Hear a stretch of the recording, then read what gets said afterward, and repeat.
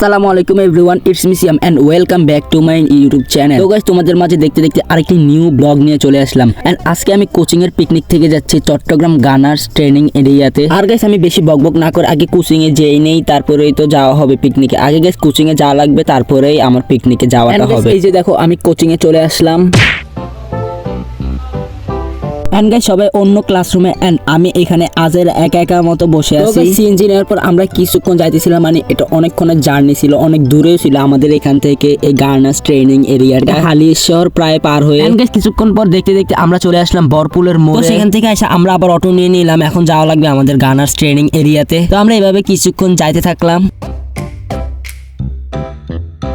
So guys, এখন আমরা চলে আসলাম গানার্স ট্রেনিং এরিয়ার গেটের সামনে। এখনো অনেকজন আসে নাই, সবাই আসুক দেন তারপরে গেটের ভিতর ঢুকবে। আর গাইস, গেটের বাইরের জায়গাগুলো খুবই সুন্দর, তো এগুলোতে ভিডিও না করলে হবে না, তাই আমি এগুলোর কিছু ভিডিও নিলাম। তো গাইস, আমি কিছুক্ষণ পর পানের মধ্যে খেয়াল করে দেখলাম যে একটা স্নেক যাচ্ছে। এন্ড গাইস, আমি আজের ভিডিও বানাইতে বকবক করতে ফাইনালি সবাই চলে আসছে। এখন গাইস টিকিট কাটবে, টিকিট কাটার পরে গাইস দেন ভিতরে ঢুকবে। এন্ড গাইস, আমি ক্যামেরার পিছন দিয়ে ঢং করতে ভিডিও বানাইতে নিজে চলে যাচ্ছি। এখন আমি ভিতরে। ততক্ষণ গাইস তোমরা সবাই ভিডিওটা একটা করে লাইক করে দাও। আর গাইস, আমি ঢোকার সময় একটা ব্যাড বাস খেয়ে গেলাম। ঢুকে দেখি যে পুরো একটা খোলা মাঠ। কিন্তু গাইস, আমি মনে করছি যে এখানে বাচ্চাদের রাইড থাকবে আর আমি বাচ্চাদের রাইডে চড়বো। তুই কি বাচ্চা নাকি? তুই কেন রাইডে চড়বি? আরে আমার রাইডে চড়তে ভালো লাগে। ও আচ্ছা। আর গাইস, ওর কথায় কান দিয়ে লাভ নেই, খালি সবসময় আমি ভিডিও বানাইতে গেলে আমাকে খালি ডিস্টার্ব করে আজাইরা।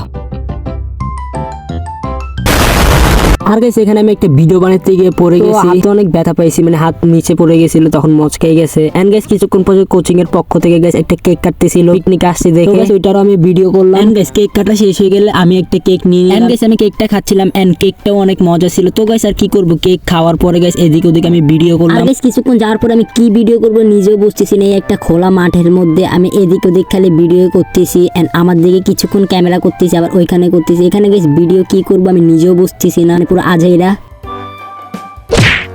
দেন গাইস, কিছুক্ষণ পর মাথায় একটা আইডিয়া আসলো যে যেহেতু এখানে একটা লেক আছে অনেক সুন্দর। আর গাইস, এখানে একটা জিনিস ভালো লাগলো যে লেকগুলো অনেক সুন্দর, লেক এখানে লেকগুলো। তো আইডিয়া আসলো যে এখানে আমি কিছু ভিডিও বানাই। দেন গাইস, আমি কিছু ভিডিও বানাইলাম।